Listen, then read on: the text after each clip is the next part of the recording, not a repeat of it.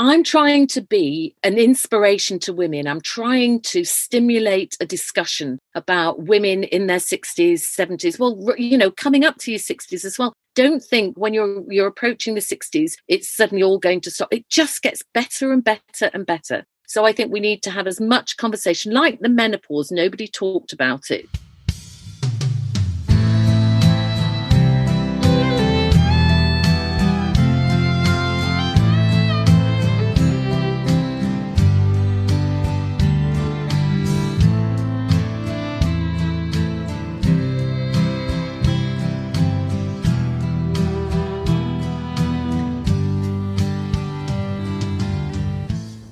Welcome back to Head Right Out.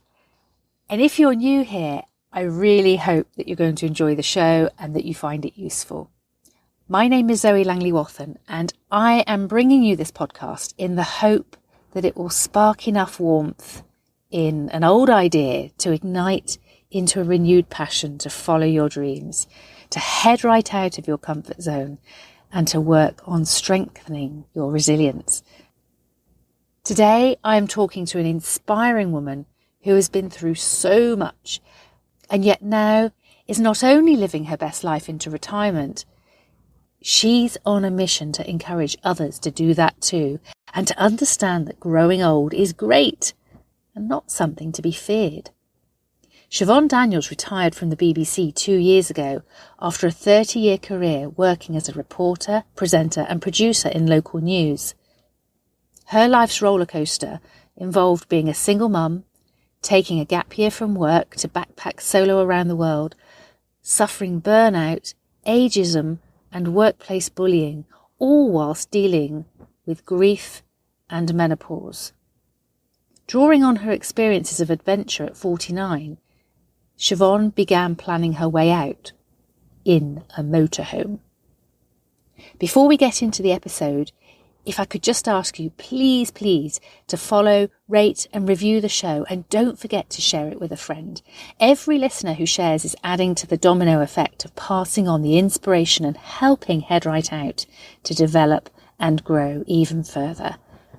I'm aiming to reach 2,000 downloads across the 26 countries of listenership by the end of January. Together, I think we can do this. So let's hop over into that conversation with Siobhan.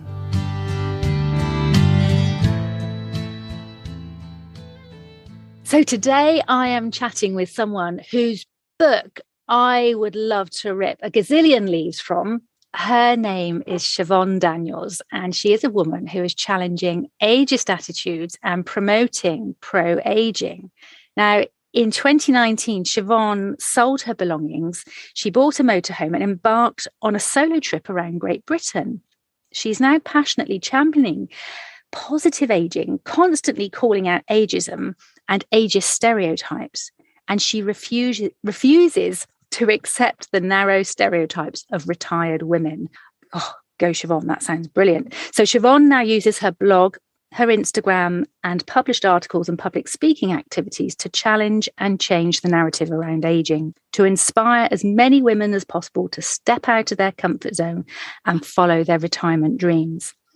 Since Siobhan embarked on this journey, having taken early retirement herself at aged 60, she has had to face her fears, weather severe storms, and of course, there were the pandemic challenges. But she can't emphasize enough how fantastic this experience makes her feel.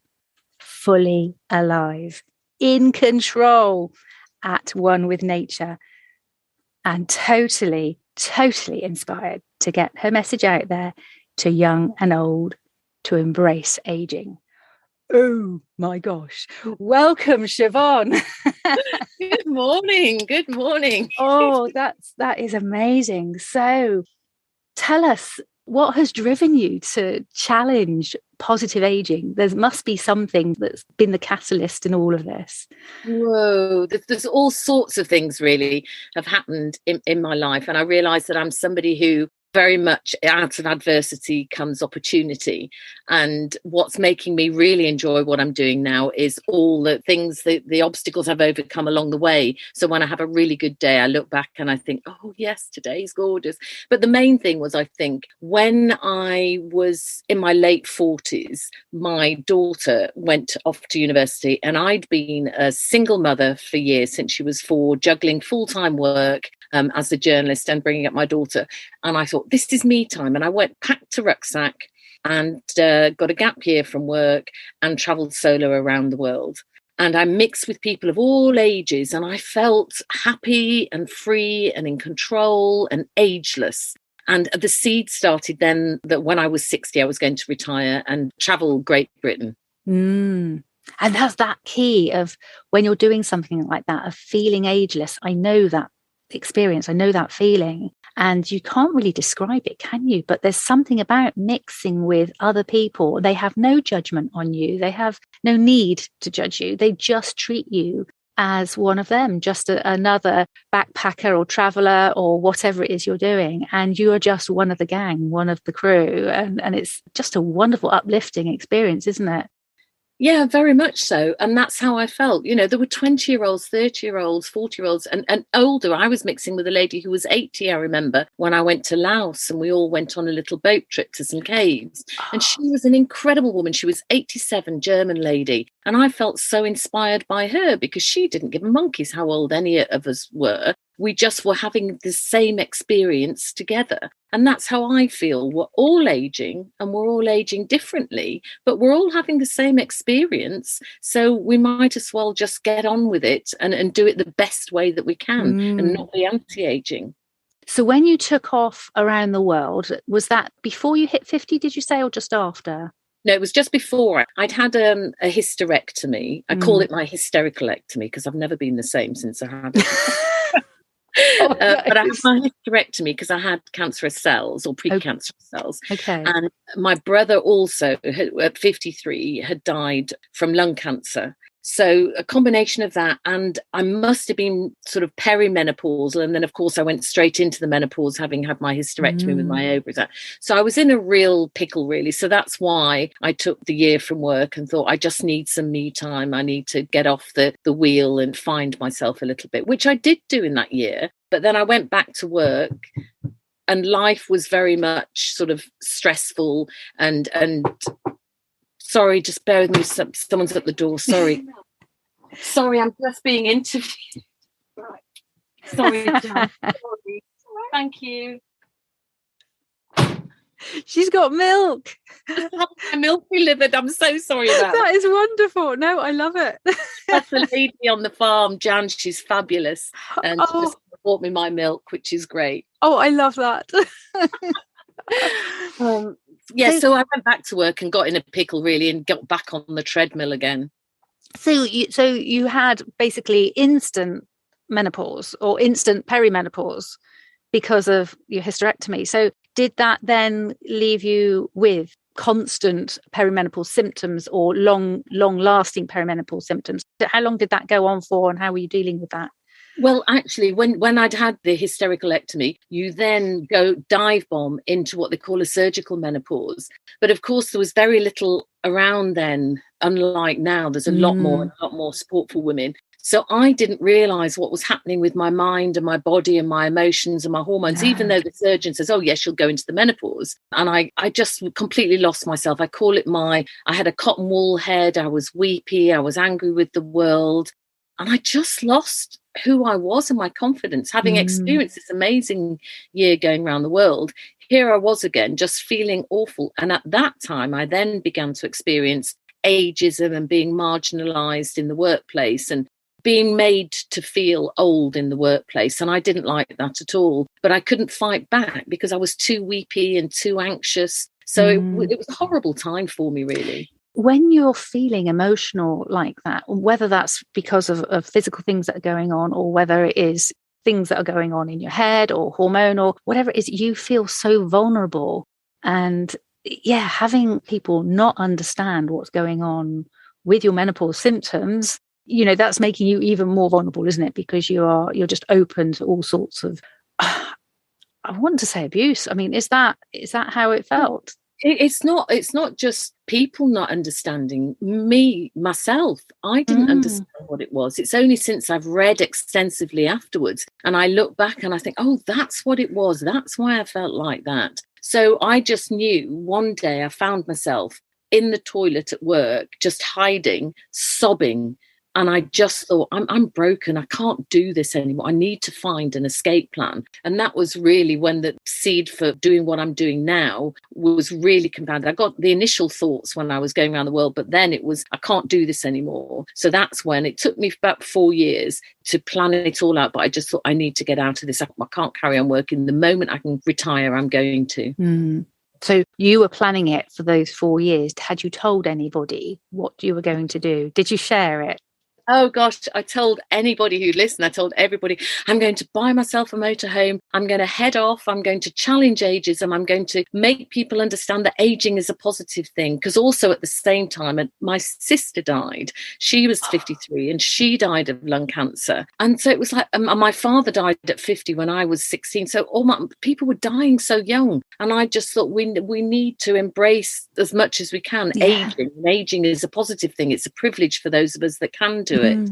So I was going around telling everybody, and I was saying things like, one day I just want to stand on the edge of a lock and I just want to scream and get rid of all this pent-up emotion and frustration with how I felt at work and bereavements and just knocks I'd had along the way in life. And find a positive way of living. So when it came to when I was nearly 60, people started saying to me in the workplace, you're really going to do this, aren't you? So they didn't believe you beforehand. They thought that you were just having a pipe dream of some. Yeah, they thought it was just Siobhan being Siobhan, It's a menopause dream. Oh, yeah. So you did it. And what were their responses to you? I mean, what particularly family and close work colleagues, who perhaps have more of an impact on, your belief in yourself. What were their responses to you? My daughter, Samantha, she is fantastic. She's always embraced all my crazy ideas. I mean, when I did my mature gap year, she came out to Australia and joined me, as opposed to parents usually flying out to Japan. So she's been very supportive from the beginning. She did when I started taking bags and bags and bags of stuff to charity shops and giving things away. It was like, whoa, what's going on? But she came to stay with me early on in the process in the motorhome. And after the first night, she just turned and she said to me, I get it, Mum. I get it. I could do this. I could live in this. And that was validation for me. It was great. And she loves coming to stay with me. But my colleagues as well, they'd seen what a rough ride I was having at work and how I was angry with life and angry with people and just challenging things and not really feeling like I had a voice or a role anymore in the workplace. I think they embraced what I was doing and wanted me to find that happiness that I was seeking. Wow. That is amazing. And just having that validation, having that support from the people that mean something to you, that's got to be really important. So you took off 2 years ago, was it, in your motorhome? 2 years ago now. It's 2 years, 4 months. I've been on the road. But choosing my motorhome was a difficult thing for me because I hadn't got a clue, really. I'd got this idea, but I didn't know anything else. I just thought, right, get rid of your stuff, get yourself a motorhome. But I hadn't a clue what kind of motorhome. But when I walked inside this, it just felt right. It felt like the kind of space that I wanted to live in. I've got all mod cons. I've got shower, toilet, central heating, cooker, microwave, the lot.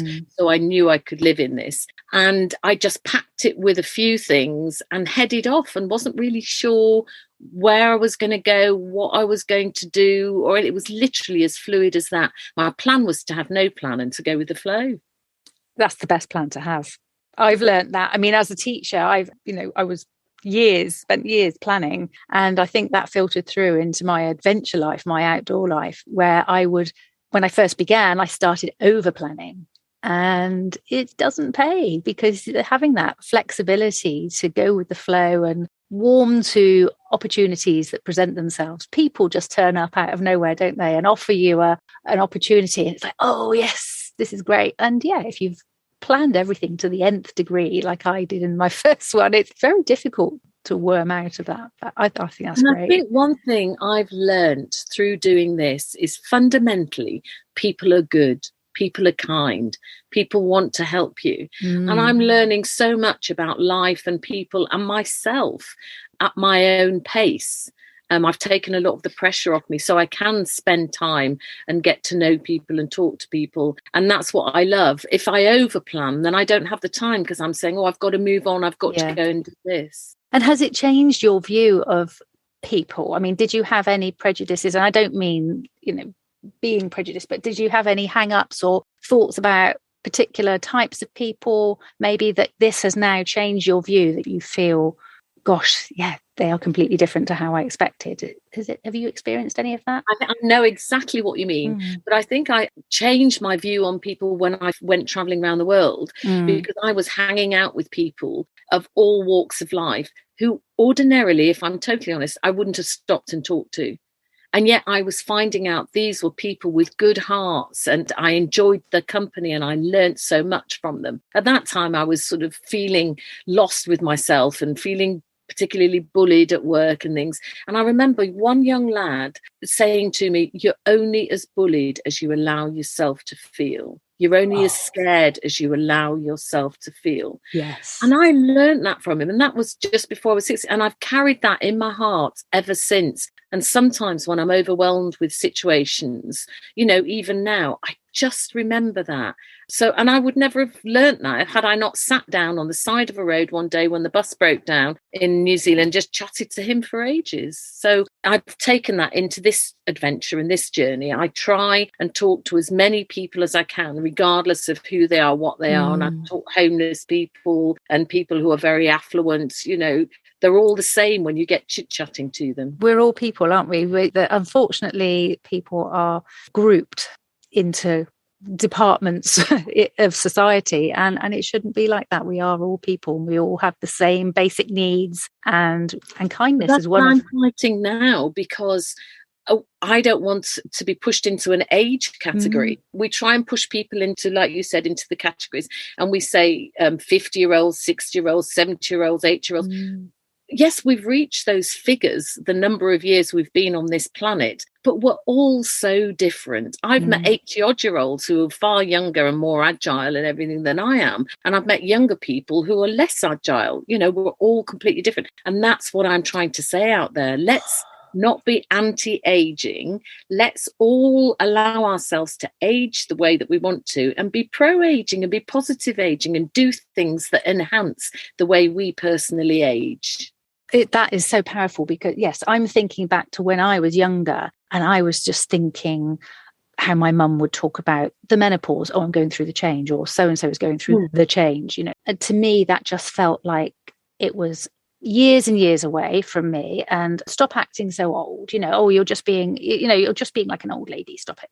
And, and I think back now, it's awful of me to be thinking like that. But perhaps younger people need to be educated about that as well, because I don't feel like I've had any education in menopause and aging and what to expect I can still do. There's so many people that think, oh yes, you reach a certain age and you can't do XYZ anymore.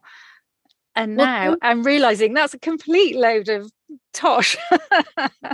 You're never, ever, ever too old for adventure. That's my main message I'm putting out there, is do not be afraid to challenge yourselves. It doesn't have to be as drastic maybe as me getting rid of your flat and possessions and traveling the country in a motorhome. It could be just learning to meditate every day. It could be doing just your own little personal journey. But you're never too old to embrace something new.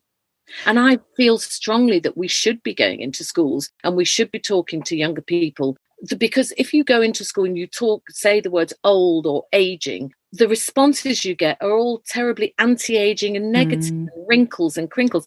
I've got wrinkles all over my mouth and my face. I've earned these wrinkles. I've laughed, I've loved, I've lived, and I'm proud of them. They're a medal of honor for what I've gone through. And I want younger people to start changing the narrative and saying, no, we don't want anti-aging creams, anti-aging shampoos. I mean, what's that about? It's crazy. We want creams that will make us look the best that we possibly can and enhancers. And also the stuff that's out there for older people that maybe need handles on their doors to get up the steps to get in the housings. A lot of them are beige and greys and just dowdy colours and dowdy fashions. And I'm saying, when you age, you don't beige. Let's have, more dynamic colours, more drama in our lives. People are young at heart. Everybody keeps saying that. But they should be saying we're old at heart, because old isn't a bad thing. I love that. When you age, you don't beige. And yes, I mean, why not have colour? I mean, whatever happened to that poem about, you reach a certain age and you wear purple? Do you remember that poem? Yes, I can't remember exactly how it goes, but it's that ethos, isn't it? Oh my gosh. Well, what's the message then to younger women? What do we need to be? How do we deliver it? What can we do? Well, for example, when somebody used to say to me when I was in my 30s and 40s, oh, you don't look 30, you don't look 40. And I'd be so flattered and say, oh, thank you very much. But now I stop people kindly, but just I say, but I do look my age. This is what 62 looks like. Everybody's got a preconceived of what we think 62-year-olds look like. When my mother and father ran an old people's home, I grew up in an old people's home. There were 10 of us, 8 children, my mum and dad, and 10 old ladies, all in this big house. And I grew up in that. They took women from 60 and men from 65. So I'd already have been in a nursing home for 2.5 years. And yet here I am going that we're aging differently. Society and medicine and everything has allowed us to age differently. So we should be saying to the youngsters, you need to have a different perspective on life, a different narrative. We're aging differently. We've got better opportunities now than they have then. Oh my gosh, yes. Is it when you put it like that? Yeah. Going back to that time where people were coming into nursing homes or care homes. Did you say it was a care home as opposed to a nursing home? It was an old people's home, they called it. Yeah. So they're coming in at 60 and 65. We don't know many people unless they have an underlying illness or condition. Yeah, generally they are much fitter and doing more active things. I mean, my husband, he will be 70 next year and is still very active. And I can't imagine, him going off into a care home. I might have say youngsters, it's not just the menopause, then life stops. I'm all about that voice afterwards. There's a lot of talk there by people, especially celebs, about the peri-menopause and the menopause. But when you've gone through the menopause and you're 60, 70, 80, 90, 100, which many people are living to now, you've got another 40 years of great living to do. So, who's speaking for those people? Who's talking, to them or about them? Well, that's what I'm trying to do. I'm trying to say, out the other side, there's loads of living to do. Let's get on with it and do it the best way that we possibly can. Oh, definitely. That's brilliant. So I think you've probably answered my question there, actually, because I was going to say, what can we do then to add weight and power to that pro-aging campaign? Or that it is a campaign, isn't it? That's what you're trying to do. But what can we do collectively to help you on that? I'm trying to be an inspiration to women. I'm trying to stimulate a discussion about women in their 60s, 70s. Well, coming up to your 60s as well. Don't think when you're approaching the 60s, it's suddenly all going to stop. It just gets better and better and better. So I think we need to have as much conversation like the menopause. Nobody talked about it, when I was in the throes of it 10, 15 years ago. So get this discussion going. What do we do? How do we age as positively as we can? How do we make it the best that we can? And get that conversation going and have more and more women like me and you and my friend Jo Mosley, who is a paddleboarder. She's amazing, showing that you can just really grab onto life and have these amazing adventures at the end of your 50s into your 60s and beyond. We don't just stop. We don't just sit there waiting for the pearly gates. We've got a lot of living to do. Definitely. Oh my gosh. Yes, that is really powerful. And I have to say there, you are not trying to be an inspiration, Siobhan. You are an inspiration. You said, I'm trying to be, and I'm sat here thinking, no, you are. You really are. Well, I was recently in the Guardian newspaper and on Channel 5 telly, and I cannot tell you, I am blown away by the response. I've had hundreds and hundreds of emails from women who've opened their hearts up to me. There's so many women out there who are in their late 50s, early 60s, who want to have something that makes them feel alive, and they don't know what to do. They're a bit afraid of doing it, and they keep calling me brave. And what I want to say to them is they've got the bravery within them. I want to help them find it. I was scared. I was actually suicidal at one stage at work. I was that low. I was that down. And now I know how I feel now. I cry some days. I feel so happy. So I want to help those women on the same journey. I don't want them to feel the way that I felt. I want them to be able to find that inner courage, bring it out, and have that adventure and feel that they're just going from strength to strength. And that's empowering for you. Empowering them is empowering for you as well, isn't it? It fills your soul knowing that, you know, you're getting this feedback from people saying, oh my goodness, you are really pushing me, you're inspiring me to have a go and do this. Thank you. And having those messages. One woman actually wrote, that's it. You've inspired me. I'm giving my notice in on Monday.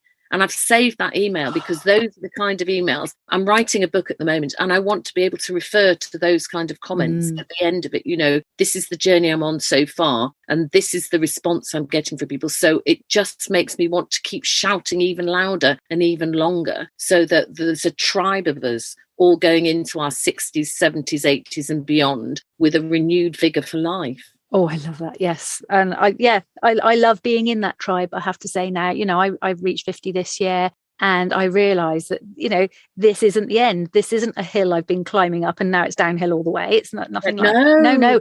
It feels joyful. It feels good. And I know the menopause, you know, there are, you know, certain things that I'm navigating around peri-menopause, but that's fine. You know, there is support out there now that wasn't there perhaps 20 years ago, and I'm grateful for that. So and also there are an awful lot of people, women in particular, who I connected with when I was in the second lockdown. I was 5 months in a field on my own in Norfolk in the motorhome, and I did question what I was doing at one stage. And then I reached out to inspirational women as well myself and did live Instagram feeds. And Jo Mosley, who I mentioned before, was the first woman that I spoke to. And she's very much about women supporting women. And I've learned from her, and I've met other women. And I love that tribe of women supporting women who are helping each other rediscover ways of living the best way we can. Yeah, absolutely. And Jo's been on the podcast as well. And we've kind of collaborated together with a few things. And she is amazing. She is so supportive of other women and championing what they do and just really getting the message out there. And there's Rachel Peru. She does Out of the Bubble podcast as well. And she helped me. She interviewed me on her podcast very early on when I was doing this. And I wasn't really sure where I was going or what I was doing. And she was very sort of reassuring and supportive. And she's all about women and their body image and you know, embracing who you are. We're all on this journey. Love yourselves and love your lives. It's so important that we give so much of our energy to our jobs and to bringing up our family. Now it's our time. It's our time to thrive and feel the best that we can. Yeah, definitely. Oh, bring it on. That's good. So have you, in amongst all of this, have you had any moments where you've had difficulties that you've really powered through? So, you know, you've managed to struggle with it and then strive and come through the other side, particularly with your van life. You know, how has that been? Has it all been a bed of roses, or has it been a wave and multiple waves? It's been a bit wavy, yes. Definitely. When I first started, I really, like I say, I hadn't a clue what I was doing. I'd never travelled in a motorhome, never been in one before. So just the basic things like connecting to electricity and switching my gas on, I found very, very stressful. And when you arrive on different sites, you don't know where the water is or how to empty your wastewater. And if I'm truthful, I didn't fill my water tank properly for ages because I didn't know how to get the cap off it properly. And I didn't know how to connect the hose pipe to go in it. And it was only when I was on one site in the Peak District, some guy took pity on me, came and showed me what to do, that I then started filling the water tank properly. And I bet that was a game changer.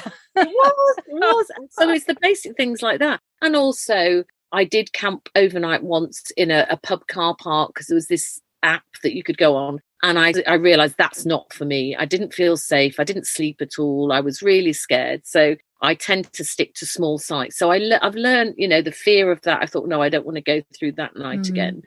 And then, I got stuck in a field early on in the mud. And that wasn't good at all. It took hours, literally hours of very kind people getting me out. But I learned clutch control a lot better. I learned to check the ground before you go on it with your motorhome, because these are blooming heavy. When you've got your water tank full and your petrol tank full, and I'm in it as well to add to all the weight. It's a heavy vehicle, and when it's stuck, it gets stuck. So that frightened me a little bit. And I've been scared on some of the single track roads in Scotland, on the Isle of Mull, navigating those. But again, I've got braver as I've challenged those fears and overcome those fears. It's a great feeling. And then my main challenge, obviously, was the pandemic. When that was going to hit in the first place, the first lockdown, I was really fearful. I was thinking, oh my goodness, I've given up my home. This is my home. And everyone's saying, go home, stay in your homes. But where do I go with my home? And I got really scared. But I managed to find a place in Lancaster where they let me stay. And then the second lockdown, I was there for nearly 5 months in a field in Norfolk. And I was really scared then, but I overcame that. How were people's attitudes towards you then during that time? Well, when I was in North Norfolk, they weren't happy at all. All they could see was a motorhome in a field. And they were shouting at me, go home, what are you doing here? You shouldn't be here. And I was really scared. I didn't like that at all. Luckily, the people who owned the field, who'd given me permission to stay there, gave me their names and phone numbers and sort of said, if anybody challenges you, give them my name and phone number. They can ring me, I'll explain. Because for them, the criteria was, this was a CL site, a certified location site affiliated with the Caravan Club. And anybody who the motorhome was their home, and they were allowed to stay on there if they'd been there before lockdown. And I've been there before lockdown. I was working as a freelance journalist from my motorhome, and it was my home. So I fit all the criteria to stay. But saying that, I was there for nearly 5 months, and the locals in the end were very friendly. They used to walk past, because the Norfolk Coastal Road went past the field, and they used to say, oh, are you still here? Are you doing all right? And then they did a little drinks party for me at a distance when I finally left after lockdown. Oh, how lovely. So it came round full circle, and you left with good feelings as opposed to negative. Yeah. Okay, that's good. Oh wow. So the whole van life thing sounds like it's been one of the best things, the best choices you ever made. And you're moving forward with the positive aging. Yeah, definitely. I feel I have, since I've embarked on all this, I have become the woman that I always felt I should have been. I've really learned. I feel empowered, and especially since I've had the responses from being in the media recently, I've learned that I have got a voice, and my opinion is valid, and I can say no when I mean no, and yes when I mean yes. Yeah. The book then, if we just kind of segue into that, what will that focus on? Is it going to be all of the above, everything that we've talked about, or are you going to have like a niche thing that you're going to focus on, or is it a memoir? Tell us about the book. Hopefully it'll be called Ageist Fearless Women You Can Do It Too. And I'm not going to tell you much about it. I want people to get it and to read it and to find out what it is about. But it will encompass a lot of things of how to age positively and have adventures. And it's a broad spectrum of what I'm doing, but I'm not going to say any more than that. Okay, I respect that. That's fine. But I'm just the title, actually, Ageist Fearless Women. Is it You Can Too? You Can Do It Too. You Can Do It Too. That draws me in straight away. And I know there's a lot of listeners on Head Right Out who will really connect with that. So yes, I think you already... What I'm doing and what I'm going to show in the book and everything, people will read it and think, oh my goodness, yeah, I can do that, because it's not rocket science. And I want them to think, I felt like that. I was in that place. That was a horrendous time. And look at her. She's come out the other side and she's actually enjoying it. And that's basically what the book's going to be, from A to Z, of how to get through all the rubbish that we have in our lives at times and find that nice place again. That's what we need, a handbook on how to age. There's something that I read in some of the information you sent me, and it was the last line that I just laughed out loud, and I thought, I love this, and I love Siobhan. And you love aging disgracefully. That Oh, was yeah. and I thought, yes. When I was here last time, I went with the farm woman, Jan. Her daughter came. She's in her 30s. She lives in Brighton, but she came to stay for a few weeks. And she took me to where they always swam as children in the River Stour. And we checked it out. It was safe. It was very deep. There was nothing underneath. And she got me to go onto this bridge and to jump in. And it was just so great. I mean, I can't remember when I last jumped in. People did message me and said, it's dangerous, it's crazy, what have you, but we did ensure it was safe. Yes. But it's just pushing my boundaries a little bit more. Rolling down a hill. Yeah, I did that in the summer. I haven't done that. I can't remember when. I did feel a bit nauseous when I'd finished. But, it's just, I want to live life just how I feel in the moment and do it. And I'm lucky I can do that. Yeah, you absolutely are doing that. And like you say, if your health allows you to do it, if your ability allows you to do it, then don't hold back.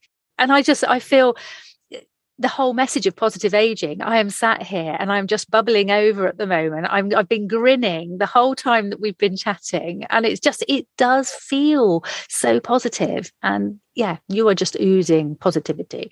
So and it's genuine. It's not just, what you see is what you get with me.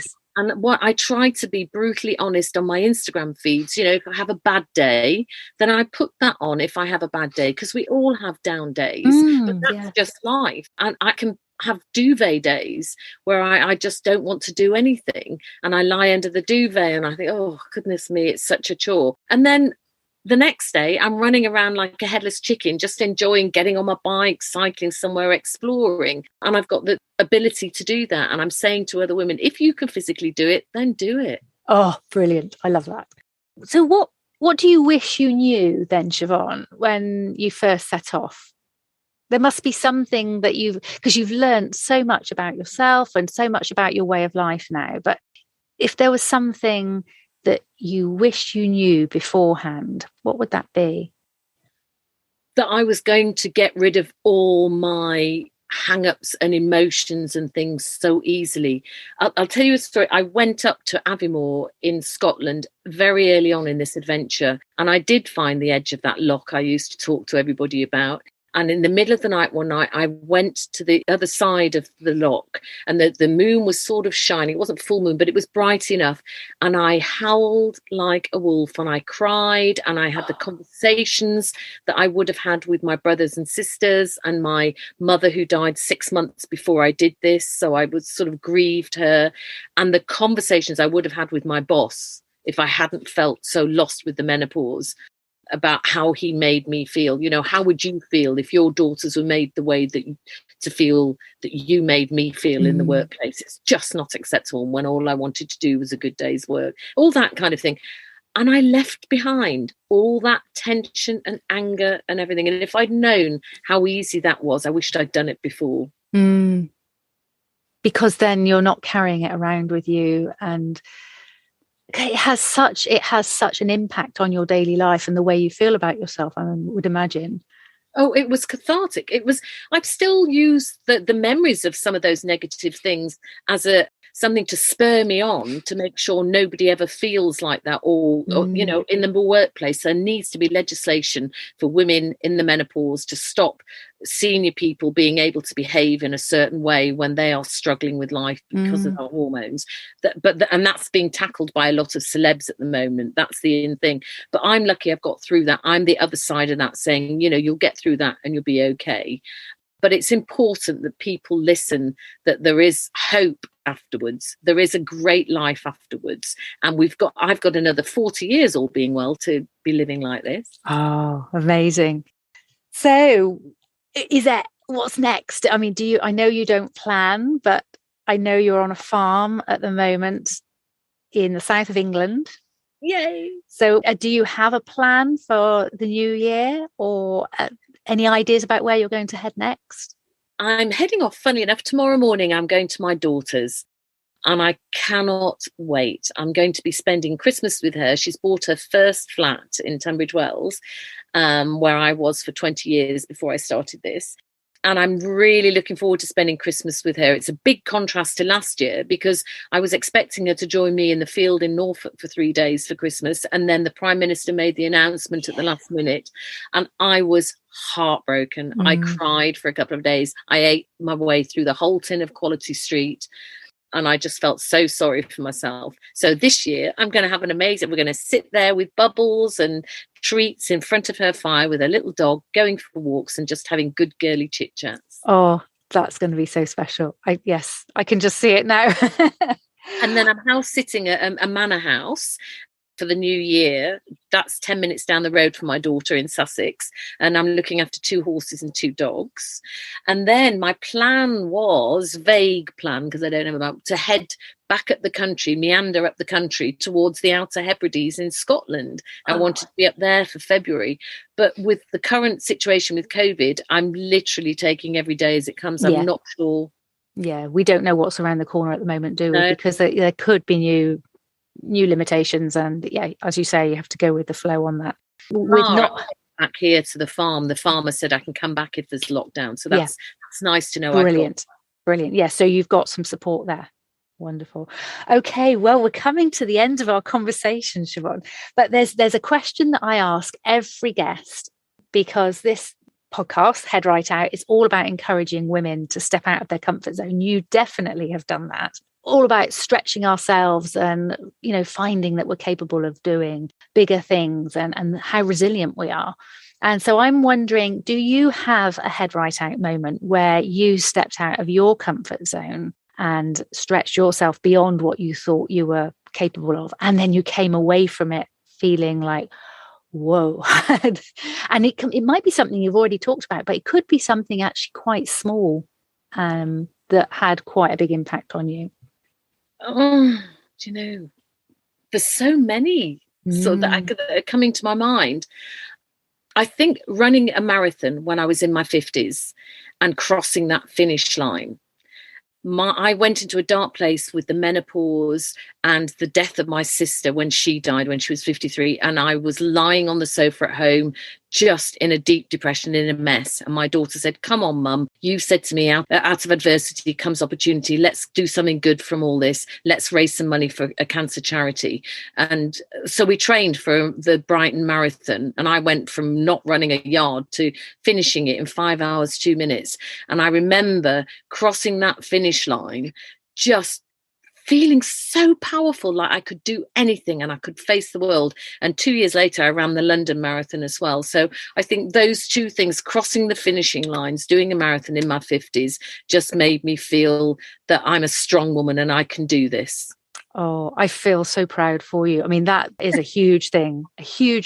And yes, something I would love to do. And I did sign up for Brighton Marathon 3, maybe 4 years ago, might be 4 years ago now, and I had to pull out because of injury.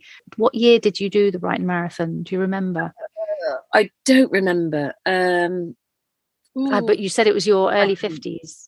Yeah, it was my early 50s. I'm trying, because I did the London Marathon the year Mo Farrow did the London Marathon, and it was the 2 years before then that we did the Brighton one. So but I can't remember. Do you know?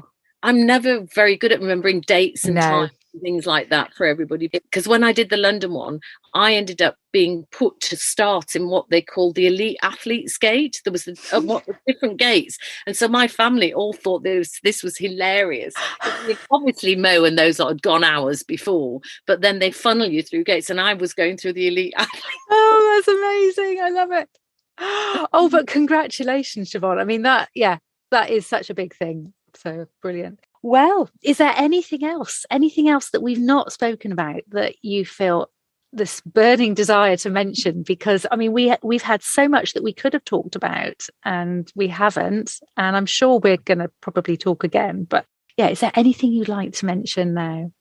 I'd just like to say to people who are listening out there, strive to have your adventure and to live life as positively as you can, but don't be afraid to ask for help. and to ask for support to achieve your adventure. You don't have to be a one-woman band. There is a fabulous tribe of women out there who all want to help other women get the best out of life. We've all been through a lot of similar experiences in our lives. And so, you know, we help each other through the bad times, but there's also a lot of women want to help us through the good times. Big. That's powerful stuff. So thank you. Siobhan Daniels, this has been wonderful. We're going to put your socials in the show notes, but where can they find you? Where can people come and find out more about what you're doing? I've got a website called Siobhan Shuvoff. So it's SHUVON.co.uk. That tells you more about me, what I'm doing, and links to all my social media. Wonderful. Thank you so much for taking the time to come and chat to me, Siobhan. I've absolutely loved it.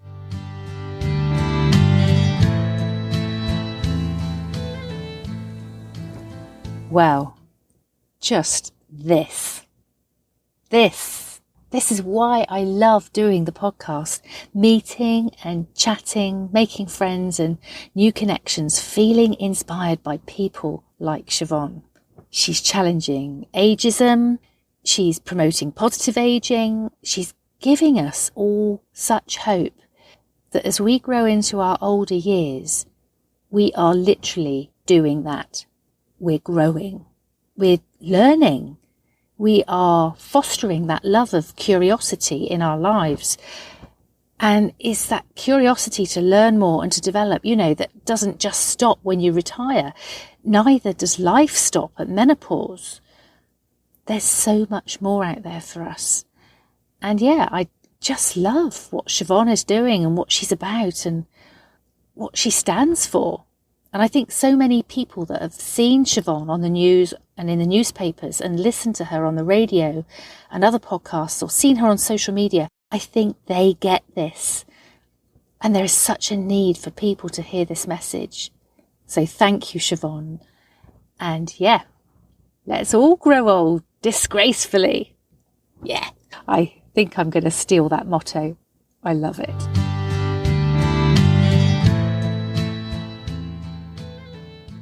So this week's Head Right Out moment has come in from Charlotte Burnick. I spotted a post from Charlotte on a Facebook group and I got in touch with her because it just connected with me and I felt that this was a story you might want to hear. Here's Charlotte's story. A bit of background. I'm a personal trainer by profession, helping people overcome fatigue and pain to keep doing the things they love.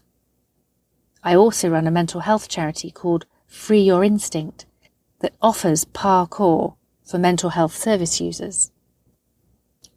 I love the outdoors. I love really knowing what my body can do.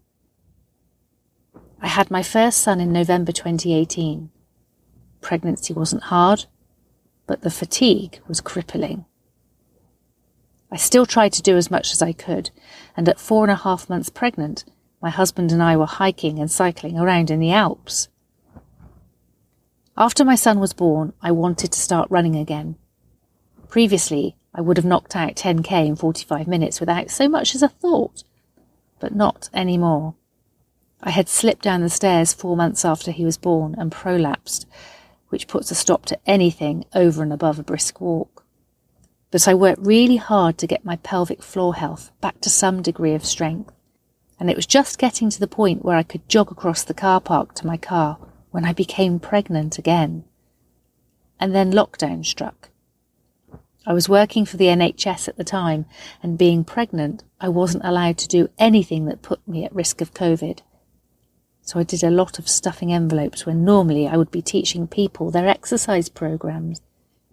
My youngest was born December 2020, and I thought to myself, right, we'll just Hugo away for December and then get cracking with baby groups and other things in January.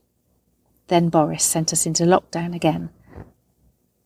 It felt like every time I've tried to take a step forward, we've just been pushed back by COVID. So it got to the point where it was just easier not to. I hate it. I've lost a lot of strength. My knees hurt and I'm always tired. My online personal training has suffered because how can I tell people to go out and be awesome when all I want to do is stay at home? No, I needed to pull myself up and get myself out. Going to the climbing wall was only a small step, but a necessary step. I'm looking forward to having strength again, to having a sense of purpose in my movement again. I'm not where I used to be, but I am looking forward to the journey back. Charlotte, congratulations on making those first steps back to the climbing wall. The photograph that I saw wasn't actually of Charlotte, it was just of a coffee cup in front of this background of the bouldering wall. It looked like she was in the place where she needed to be to help inspire her and to motivate her to get back out and get her body moving again, doing what she needed to do. So I'll pop her links in the show notes and a couple of photographs as well. There's one of the climbing wall and a great photograph of Charlotte herself. Thank you, Charlotte. And don't forget, if you have your own Head Right Out moment you'd like to share with us, please send it over to me, zoe@headrightout.com, or message me on any of the socials @headrightout. Okay, one last thing from me before I go. I had some amazing news just Thursday night, which was a couple of days ago now. That news was that Head Right Out has now been shortlisted into the Sports Podcast Awards. The shortlist was made by a group of industry judges, including Gabby Logan. Now the final stage is down to the public vote. There's 24 categories and Head Right Out is in the Best Urban and Adventure category. So this is where I need your help. If you love listening to Head Right Out, if you are enjoying the content that I'm bringing to you, if you appreciate the time I spend having conversations with the guests, then I am asking you if you could please help me by voting for Head Right Out. Please go and register at the Sports Podcast Awards. That's www.sportpodcastawards.com. And again, I'll put the link in the show notes to make it easy for you. You just need to register to vote, and then you can click into the Urban and Adventure category and vote for your favourite out of the 8. So there's 8 podcasts in each category. You can listen to all of the 10-minute clips if you wish to, but if you're pushed for time, you should just be able to go in and vote for Head Right Out as your favourite. If you could do this, I would really appreciate it. And while it's not the be-all and end-all, it does make a difference with helping to build the show. And I still can't believe that after just 14 episodes, I'm even here asking you for support like this towards winning an award. It just feels a little bit surreal. Anyway, you can view the leaderboard to see which shows have made it into the top 3 of each category on that website. And I believe that for the last 2 weeks, the leaderboard goes dark, so no one knows the final outcome until the online ceremony in March. The public vote, I think, finishes at the end of February. So we've got a little bit of time, but I really would like to start getting that vote ball rolling sooner rather than later. At the end of the day, it's not why I'm doing the show, but please know it would really help. And I'm also super honoured to be shortlisted alongside 2 other friends, Sarah Williams of the Tough Girl podcast and Jo Mosley of the Joy of Sup podcast. Funnily enough, if you've listened to all the episodes, you'll know that both Sarah and Jo have both been on Head Right Out. Episodes 3 and 6, I think, if I remember right. So I am wishing them both masses of luck in the public vote too. It's not a competition. It's just, I just feel honoured to even be in this position. Okay, so I know I fumbled my way through that last little request. But yeah, if you find you have a moment where you can go to sportpodcastawards.com and vote for Head Right Out, I will be forever grateful. Thank you so much. Righty, that's enough from me today. I am looking forward to being back with you next week with another amazing guest, Jo Bradshaw. And we'll be covering all things mountains and menopause and all the fear-facing stuff in between. It's an amazing conversation. Spend some time thinking about what you can do to start pushing yourself out of your comfort zone. What can you do to head right out, to help you build your resilience, to help you spread your wings and become a stronger version of you?